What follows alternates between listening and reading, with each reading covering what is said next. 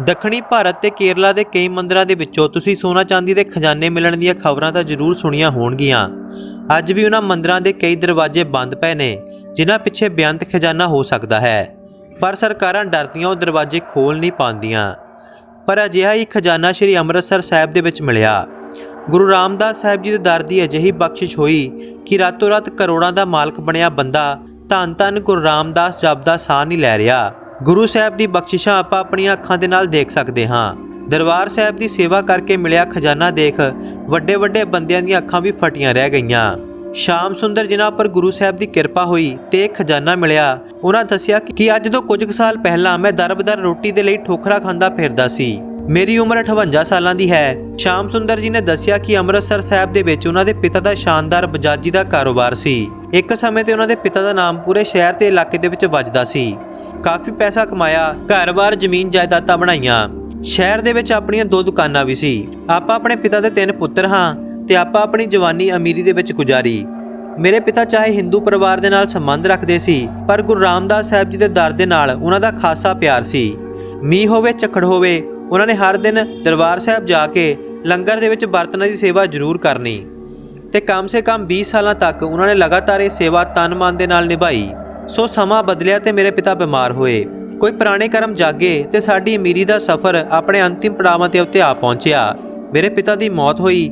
ਆਪਣੀ ਮੌਤ ਤੋਂ ਇੱਕ ਦਿਨ ਪਹਿਲਾਂ ਤੱਕ ਮੇਰੇ ਪਿਤਾ ਬਿਮਾਰ ਲੰਗਰ ਦੇ ਵਿੱਚ ਸੇਵਾ ਕਰਨ ਆਏ ਤੇ ਅਗਲੇ ਦਿਨ ਉਹ ਸੰਸਾਰ ਨੂੰ ਛੱਡ ਗਏ। ਫਿਰ ਸਫ਼ਰ ਸ਼ੁਰੂ ਹੋਇਆ ਅਸਲ ਦੁੱਖਾਂ ਦਾ। ਸਾਨੂੰ ਸਾਡੀਆਂ ਦੁਕਾਨਾਂ ਸਾਂਭਣੀਆਂ ਪਈਆਂ। ਮੇਰੇ ਵੱਡੇ ਭਰਾ ਕਰਕੇ ਆਪਾਂ ਅਸਮਾਨ ਤੋਂ ਜ਼ਮੀਨ ਦੇ ਉੱਤੇ ਆ ਪਹੁੰਚੇ। ਵੱਡੇ ਭਰਾ ਦੇ ਵਿਵਹਾਰ ਕਰਕੇ ਗ੍ਰਾਹਕੀ ਖਰਾਬ ਹੋਣ ਲੱਗੀ। ਜਿੰਨਾ ਕੁ ਨਾਮ ਸਾਡੇ ਪਿਤਾ ਨੇ ਖੱਟਿਆ ਸੀ ਉਹ ਸਾਰਾ ਕੁਝ ਸਾਲਾਂ ਦੇ ਵਿੱਚ ਹੀ ਮਿੱਟੀ ਹੋ ਗਿਆ। ਮੈਂ ਵੀ ਆਪਣੇ ਭਰਾ ਦੇ ਨਾਲ ਦੁਕਾਨ ਦੇ ਉੱਤੇ ਬੈਠਦਾ ਸੀ, ਪਰ ਮੇਰੀ ਕੌਣ ਸੁਣੇ। ਫਿਰ ਮੇਰਾ ਵੱਡਾ ਭਰਾ ਜੂਆ ਖੇਡਣ ਦਾ ਆਦੀ ਹੋ ਗਿਆ। ਜੂਆ ਖੇਡਦਾ ਤੇ ਹਾਰ ਜਾਂਦਾ।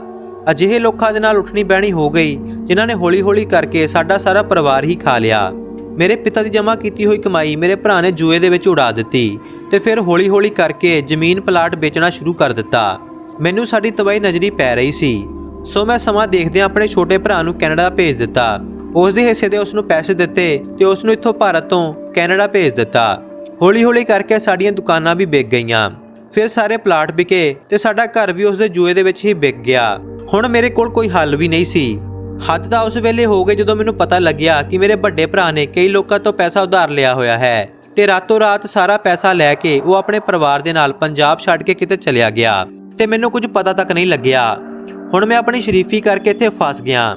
ਨਾ ਤਾਂ ਮੇਰੇ ਕੋਲ ਕੋਈ ਜ਼ਮੀਨ ਸੀ ਤੇ ਨਾ ਹੀ ਕੋਈ ਪਲਾਟ ਮੇਰੇ ਨਾਮ ਦੇ ਉੱਤੇ ਸੀ। ਮੈਂ ਕਰਾਂ ਤਾਂ ਕੀ ਕਰਦਾ। ਇਸ ਵੇਲੇ ਤੱਕ ਤਾਂ ਮੇਰਾ ਪਰਿਵਾਰ ਵੀ ਮੈਨੂੰ ਬੁਰਾ ਭਲਾ ਬੋਲ ਰਿਹਾ ਸੀ। ਮੈਂ ਆਪਣੇ ਘਰੋਂ ਬੇਘਰ ਹੋ ਚੁੱਕਿਆ ਸੀ ਤੇ ਕਿਰਾਏ ਤੇ ਰਹਿਣ ਜੋਗੇ ਮੇਰੇ ਕੋਲ ਪੈਸੇ ਵੀ ਨਹੀਂ ਸੀ। ਸੋ ਮੈਂ ਆਪਣਾ ਛੋਟਾ-ਮੋਟਾ ਕੰਮ ਕਰਨ ਲੱਗਿਆ ਤੇ 100 ਰੁਪਏ ਦਿਹਾੜੀ ਦੇ ਉੱਤੇ ਮੈਂ ਕੰਮ ਸ਼ੁਰੂ ਕੀਤਾ।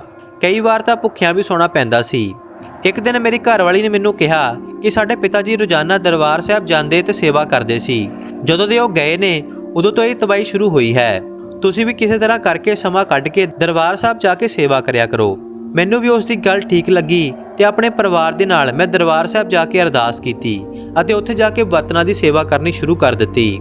ਸੇਵਾ ਕਰਦਿਆਂ ਮਨ ਸ਼ਾਂਤ ਹੋਇਆ ਤੇ ਸੇਵਾ ਦੇ ਵਿੱਚ ਹੀ ਮਨ ਲੱਗਿਆ। ਰੋਜ਼ਾਨਾ ਇਸੇ ਤਰ੍ਹਾਂ ਸੇਵਾ ਕਰਦੇ ਰਹੇ।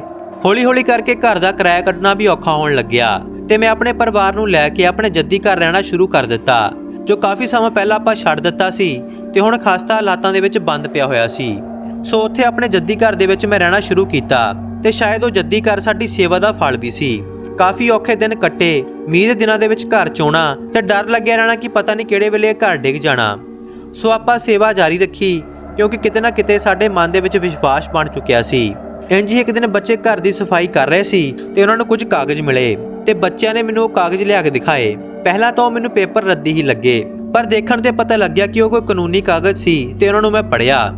ਮੈਂ ਉਸ ਵੇਲੇ ਹੈਰਾਨ ਹੋ ਗਿਆ ਜਦੋਂ ਮੈਨੂੰ ਪਤਾ ਲੱਗਿਆ ਕਿ ਅੰਮ੍ਰਿਤਸਰ ਸ਼ਹਿਰ ਦੇ ਵਿੱਚ ਮੇਰੇ ਨਾਮ ਦੇ ਉੱਤੇ 2 ਪਲਾਟ ਹਨ ਜਿਨ੍ਹਾਂ ਦਾ ਕਿਸੇ ਨੂੰ ਅੱਜ ਤੱਕ ਪਤਾ ਵੀ ਨਹੀਂ ਸੀ।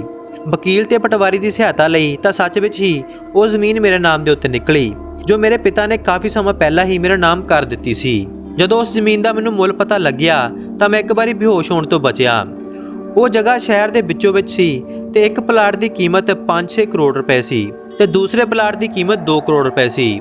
ਕਈ ਸਾਲਾਂ ਤੱਕ ਉਹ ਕਰੋੜਾਂ ਰੁਪਏ ਦਾ ਖਜ਼ਾਨਾ ਇਸ ਖੰਡਰ ਮਕਾਨ ਦੇ ਵਿੱਚ ਛੁਪਿਆ ਪਿਆ ਸੀ ਤੇ ਸਾਨੂੰ ਪਤਾ ਤੱਕ ਨਹੀਂ ਲੱਗਦਾ ਜੇਕਰ ਗੁਰੂ ਸਾਹਿਬ ਦੀ ਕਿਰਪਾ ਸਾਡੇ ਉੱਪਰ ਨਾ ਹੁੰਦੀ ਤੇ ਆਪਾਂ ਉਸ ਘਰ ਦੇ ਵੱਲ ਮੂੰਹ ਵੀ ਨਾ ਕਰਦੇ। ਜਦੋਂ ਉਹ ਪਲਾਟ ਜਾ ਕੇ ਦੇਖੇ ਤਾਂ ਮੇਰੀਆਂ ਅੱਖਾਂ ਦੇ ਵਿੱਚ ਪਾਣੀ ਆ ਗਿਆ, ਕਿਉਂਕਿ ਉਹਨਾਂ ਪਲਾਟਾਂ ਦੇ ਵਿੱਚ ਬੈਠ ਕੇ ਕਈ ਦੁਪਹਿਰਾਂ ਤੱਕ ਮੈਂ ਆਰਾਮ ਕਰਦਾ ਰਿਹਾ ਤੇ ਮੈਨੂੰ ਪਤਾ ਤੱਕ ਨਹੀਂ ਸੀ ਕਿ ਇਹ ਮੇਰੀ ਜ਼ਮੀਨ ਹੈ। 2 ਕਰੋੜ ਦਾ ਪਲਾਟ ਵੇਚ ਕੇ ਮੈਂ ਪਹਿਲਾਂ ਆਪਣਾ ਦਸਵੰਧ ਕੱਢ ਕੇ ਗੁਰੂ ਸਾਹਿਬ ਦੇ ਚਰਨਾਂ ਦੇ ਵਿੱਚ ਦਿੱਤਾ ਤੇ ਉਸੇ ਜੱਦੀ ਘਰ ਨੂੰ ਠੀਕ ਕਰਵਾ ਕੇ ਮੈਂ ਨਵਾਂ ਘਰ ਬਣਵਾਇਆ। ਬੱਚਿਆਂ ਦੀ ਪੜ੍ਹਾਈ ਦੇ ਲਈ ਪੈਸਾ ਜਮ੍ਹਾਂ ਕੀਤਾ ਤੇ ਆਪਣੀ ਦੁਕਾਨ ਖਰੀਦ ਕੇ ਦੁਬਾਰਾ ਕੱਪੜੇ ਦਾ ਕੰਮ ਸ਼ੁਰੂ ਕੀਤਾ। ਅੱਜ ਮੇਰਾ ਕੰਮ ਵਧੀਆ ਚੱਲ ਰਿਹਾ ਹੈ ਤੇ ਵਧੀਆ ਦਿਹਾੜੀ ਬਣ ਜਾਂਦੀ ਹੈ, ਜਿਸ ਵਿੱਚ ਮੇਰਾ ਪਰਿਵਾਰ ਖੁਸ਼ ਹੈ। ਮੈਂ ਆਪਣੇ ਬੱਚਿਆਂ ਦੇ ਨਾਮ ਦੇ ਉੱਤੇ ਕੁਝ ਪੈਸੇ ਲਗਾ ਦਿੱਤੇ ਤੇ 5-6 ਕਰੋੜ ਵਾਲਾ ਪਲਾਟ ਹਾਲੇ ਵੀ ਮੇਰੇ ਕੋਲ ਹੈ। ਪਰ ਦੁੱਖ ਇਸ ਗੱਲ ਦਾ ਹੈ ਕਿ ਨਾ ਤਾਂ ਮੇਰੇ ਵੱਡੇ ਭਰਾ ਨੇ ਮੇਰੀ ਸਾਰ ਲਈ ਤੇ ਨਾ ਹੀ ਛੋਟੇ ਨੇ। ਵੱਡਾ ਭਰਾ ਤਾਂ ਦਿੱਲੀ ਦੇ ਵਿੱਚ ਆਪਣੇ ਪਰਿਵਾਰ ਦੇ ਨਾਲ ਸੁਖੀ ਰਹਿ ਰਿਹਾ ਹੈ, ਜਿਸ ਨੇ ਕਰੋੜਾਂ ਅਰਬਾਂ ਰੁਪਇਆ ਮਿੱਟੀ ਕਰ ਦਿੱਤਾ ਸੀ। ਤੇ ਮੇਰਾ ਛੋਟਾ ਭਰਾ, ਜਿਸ ਨੂੰ ਮੈਂ ਸਾਥ ਦੇ ਕੇ ਕੈਨੇਡਾ ਭੇਜਿਆ ਸੀ, ਉਸਨੇ ਮੇਰਾ ਮੁੜ ਕੇ ਫੋਨ ਚੁੱਕਣਾ ਹੀ ਬੰਦ ਕਰ ਦਿੱਤਾ। ਪਰ ਮੈਂ ਉਸ ਗੁਰੂ ਰਾਮਦਾਸ ਸਾਹਿਬ ਦੀ ਕਿਰਪਾ ਨੂੰ ਕਿਵੇਂ ਭੁੱਲ ਸਕਦਾ ਹਾਂ, ਜਿਸ ਨੇ ਮੇਰਾ ਹਰ ਪਲ ਹਰ ਘੜੀ ਸਾਥ ਦਿੱਤਾ ਤੇ ਮੈਨੂੰ ਇੱਥੇ ਤੱਕ ਪਹੁੰਚਾਇਆ। ਮਰਦੇ ਦਮ ਤੱਕ ਮੈਂ ਦਰਬਾਰ ਸਾਹਿਬ ਜਾਂਦਾ ਰਹਾਂਗਾ ਤੇ ਬਰਤਨਾਂ ਦੀ ਸੇਵਾ ਕਰਾਂਗਾ, ਚਾਹੇ ਮੈਂ ਜਿੰਨਾ ਮਰਜ਼ੀ ਅਮੀਰ ਬਣ ਜਾਵਾਂ। ਸੋ ਮੈਂ ਆਪਣੇ ਬੱਚਿਆਂ ਨੂੰ ਵੀ ਗੁਰੂ ਦੀ ਸੇਵਾ ਦੇ ਵਿੱਚ ਲਗਾ ਦਿੱਤਾ ਹੈ।